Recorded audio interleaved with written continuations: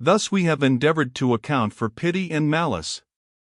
Both these affections arise from the imagination, according to the light in which it places its object.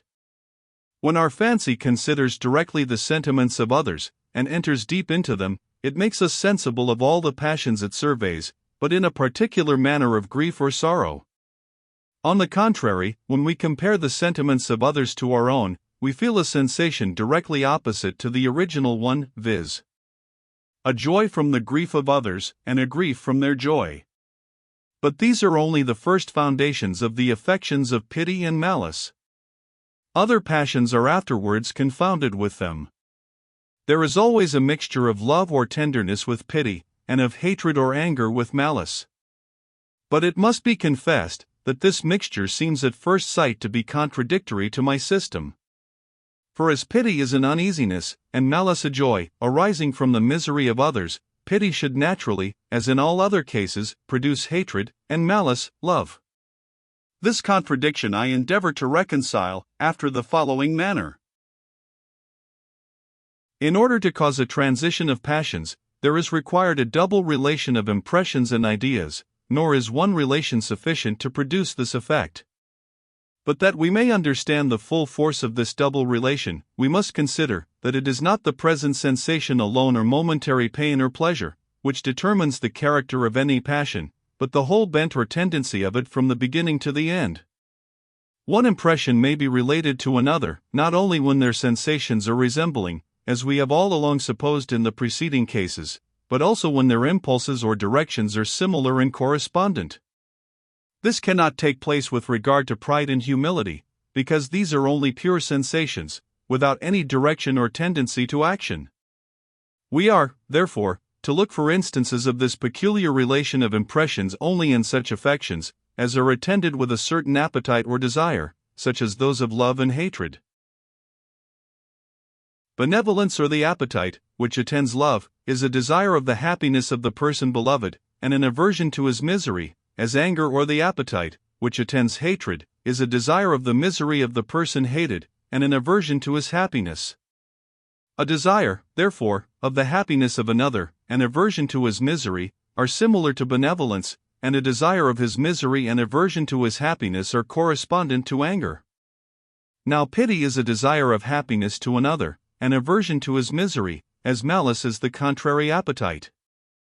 Pity, then, is related to benevolence, and malice to anger, and as benevolence has been already found to be connected with love, by a natural and original quality, and anger with hatred, it is by this chain the passions of pity and malice are connected with love and hatred. This hypothesis is founded on sufficient experience. A man, who from any motives has entertained a resolution of performing an action, naturally runs into every other view or motive, which may fortify that resolution, and give it authority and influence on the mind. To confirm us in any design, we search for motives drawn from interest, from honor, from duty. What wonder, then, that pity and benevolence, malice, and anger, being the same desires arising from different principles, should so totally mix together as to be undistinguishable? As to the connection betwixt benevolence and love, anger and hatred, being original and primary, it admits of no difficulty. We may add to this another experiment, viz., that benevolence and anger, and consequently love and hatred, arise when our happiness or misery have any dependence on the happiness or misery of another person, without any farther relation. I doubt not but this experiment will appear so singular as to excuse us for stopping a moment to consider it. Suppose that two persons of the same trade should seek employment in a town that is not able to maintain both. It is plain the success of one is perfectly incompatible with that of the other, and that whatever is for the interest of either is contrary to that of his rival, and so vice versa. Suppose again that two merchants, though living in different parts of the world, should enter into copartnership together. The advantage or loss of one becomes immediately the advantage or loss of his partner, and the same fortune necessarily attends both. Now it is evident that in the first case, hatred always follows upon the contrariety of interests, as in the second, love arises from their union. Let us consider to what principle we can ascribe these passions. It is plain they arise not from the double relations of impressions and ideas, if we regard only the present sensation. For taking the first case of rivalship, though the pleasure and advantage of an antagonist necessarily causes my pain and loss, yet to counterbalance this, his pain and loss causes my pleasure and advantage, and supposing him to be unsuccessful, I may by this means receive from him a superior degree of satisfaction. In the same manner the success of a partner rejoices me, but then his misfortunes afflict me in an equal proportion, and it is easy to imagine that the latter sentiment may in many cases preponderate. But whether the fortune of a rival or partner be good or bad, I always hate the former and love the latter. This love of a partner cannot proceed from the relation or connection betwixt us, in the same manner as I love a brother or countryman. A rival has almost as close a relation to me as a partner. For as the pleasure of the latter causes my pleasure, and his pain my pain, so the pleasure of the former causes my pain, and his pain my pleasure. The connection, then, of cause and effect is the same in both cases, and if in the one case, the cause and effect have a farther relation of resemblance, they have that of contrariety in the other, which, being also a species of resemblance, leaves the matter pretty equal. The only explication, then, we can give of this phenomenon is derived from that principle of a parallel direction above mentioned. Our concern for our own interest gives us a pleasure in the pleasure, and a pain in the pain of a partner, after the same manner as by sympathy we feel a sensation correspondent to those, which appear in any person, who is present with us. On the other hand, the same concern for our interest makes us feel a pain in the pleasure, and a pleasure in the pain of a rival, and in short the same contrariety of sentiments as arises from comparison and malice. Since, therefore, a parallel direction of the affections, proceeding from interest, can give rise to benevolence or anger, no wonder the same parallel direction, derived from sympathy and from comparison, should have the same effect. In general we may observe that it is impossible to do good to others, from whatever motive, without feeling some touches of kindness and goodwill towards them, as the injuries we do, not only cause hatred in the person who suffers them, but even in ourselves. These phenomena, indeed, may in part be accounted for from other principles. But here there occurs a considerable objection, which it will be necessary to examine before we proceed any farther.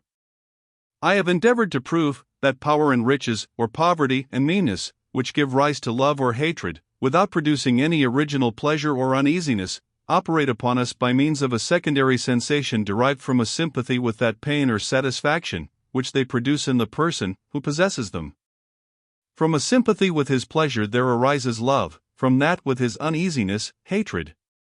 But it is a maxim, which I have just now established, and which is absolutely necessary to the explication of the phenomena of pity and malice, that it is not the present sensation or momentary pain or pleasure, which determines the character of any passion, but the general bent or tendency of it from the beginning to the end. For this reason, pity or a sympathy with pain produces love, and that because it interests us in the fortunes of others, good or bad, and gives us a secondary sensation correspondent to the primary, in which it has the same influence with love and benevolence. Since then this rule holds good in one case, why does it not prevail throughout, and why does sympathy and uneasiness ever produce any passion beside goodwill and kindness? Is it becoming a philosopher to alter his method of reasoning, and run from one principle to its contrary, according to the particular phenomenon, which he would explain? I have mentioned two different causes, from which a transition of passion may arise, viz., a double relation of ideas and impressions, and what is similar to it, a conformity in the tendency and direction of any two desires, which arise from different principles. Now I assert, that when a sympathy with uneasiness is weak, it produces hatred or contempt by the former cause, when strong, it produces love or tenderness by the latter. This is the solution of the foregoing difficulty, which seems so urgent, and this is a principle founded on such evident arguments, that we ought to have established it, even though it were not necessary to the explication of any phenomenon. It is certain that sympathy is not always limited to the present moment, but that we often feel by communication the pains and pleasures of others, which are not in being, and which we only anticipate by the force of imagination. For supposing I saw a person perfectly unknown to me, who, while asleep in the fields, was in danger of being trod under foot by horses, I should immediately run to his assistance, and in this I should be actuated by the same principle of sympathy, which makes me concerned for the present sorrows of a stranger. The bare mention of this is sufficient. Sympathy being nothing but a lively idea converted into an impression, it is evident that, in considering the future possible or probable condition of any person, we may enter into it with so vivid a conception as to make it our own concern, and by that means be sensible of pains and pleasures, which neither belong to ourselves, nor at the present instant have any real existence. But however we may look forward to the future in sympathizing with any person, the extending of our sympathy depends in a great measure upon our sense of his present condition.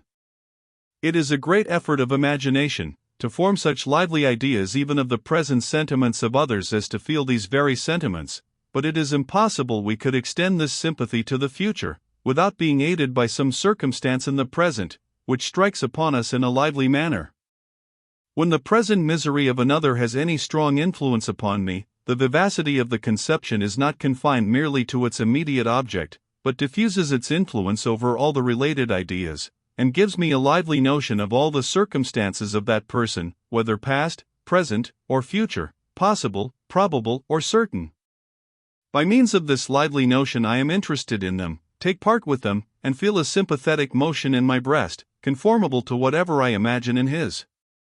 If I diminish the vivacity of the first conception, I diminish that of the related ideas, as pipes can convey no more water than what arises at the fountain. By this diminution I destroy the future prospect, which is necessary to interest me perfectly in the fortune of another. I may feel the present impression, but carry my sympathy no farther, and never transfuse the force of the first conception into my ideas of the related objects. If it be another's misery, which is presented in this feeble manner, I receive it by communication, and am affected with all the passions related to it, but as I am not so much interested as to concern myself in his good fortune, as well as his bad, I never feel the extensive sympathy, nor the passions related to it. Now, in order to know what passions are related to these different kinds of sympathy, we must consider that benevolence is an original pleasure arising from the pleasure of the person beloved, and a pain proceeding from his pain, from which correspondence of impressions there arises a subsequent desire of his pleasure, and aversion to his pain. In order, then, to make a passion run parallel with benevolence, it is requisite we should feel these double impressions, correspondent to those of the person whom we consider, nor is any one of them alone sufficient for that purpose. When we sympathize only with one impression, and that a painful one, this sympathy is related to anger and to hatred, upon account of the uneasiness it conveys to us. But as the extensive or limited sympathy depends upon the force of the first sympathy, it follows that the passion of love or hatred depends upon the same principle. A strong impression, when communicated, gives a double tendency of the passions, which is related to benevolence and love by a similarity of direction, however painful the first impression might have been. A weak impression, that is painful, is related to anger and hatred by the resemblance of sensations. Benevolence, therefore, arises from a great degree of misery, or any degree strongly sympathized with, hatred or contempt from a small degree, or one weakly sympathized with, which is the principle I intended to prove and explain. Nor have we only our reason to trust to for this principle, but also experience. A certain degree of poverty produces contempt, but a degree beyond causes compassion and goodwill. We may undervalue a peasant or servant, but when the misery of a beggar appears very great, or is painted in very lively colors, we sympathize with him in his afflictions, and feel in our heart evident touches of pity and benevolence. The same object causes contrary passions according to its different degrees. The passions, therefore, must depend upon principles that operate in such certain degrees, according to my hypothesis. The increase of the sympathy has evidently the same effect as the increase of the misery. A barren or desolate country always seems ugly and disagreeable, and commonly inspires us with contempt for the inhabitants. This deformity, however, proceeds in a great measure from a sympathy with the inhabitants, as has been already observed, but it is only a weak one, and reaches no farther than the immediate sensation, which is disagreeable. The view of a city in ashes conveys benevolent sentiments, because we there enter so deep into the interests of the miserable inhabitants, as to wish for their prosperity, as well as feel their adversity.